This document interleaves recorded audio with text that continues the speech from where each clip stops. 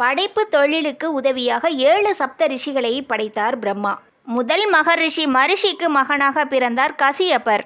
இவர் அனைத்தையும் கற்று பண்டிதராக திகழ்ந்தார். தட்சனின் 13 மகள்களை இவர் மணந்தார். அதில் மூத்தவள் பெயர் அதிதி. கணவனே கண்கண்ட தெய்வம் என்று அதிதி வாழ்ந்தாள். இதை உலகிற்கு எடுத்துக்காட்ட தர்மதேவதை ஒரு நாடகத்தை நடத்தினார். அதிதி கருவுற்று இருந்தார். கணவருக்கு பரிமாறிக் கொண்டிருக்கும் நேரத்தில் வாசலில் இருந்து பகதி பிச்சான் தேகி என்ற குரல் கேட்டது. கணவருக்கு உணவு பரிமாறிவிட்டு பணிவிடைகள் செய்த பிறகு அன்னத்தை எடுத்துக்கொண்டு வெளியில் நிற்கும் நபரிடம் வந்து மன்னிப்பு கேட்டுவிட்டு அவருக்கு அன்னமிட முயன்றார். அப்பொழுது, நல்லா இருக்கே உனது உபசரிப்பு, பெயர் மட்டும் அதிதி என்று வைத்துக்கொண்டு வாசலில் நிற்கும் அதிதியை இப்படித்தான் கௌரவிப்பியா என்று கோபமாக கேட்கிறார். சுவாமி, எனது கணவருக்கு பணிவிடை செய்து கொண்டிருந்தேன். கருவுற்று இருந்ததால் என்னால் வேகமாக நடக்க முடியவில்லை. என்னை மன்னித்து விடுங்கள் என்று கேட்கிறார் அதிதி.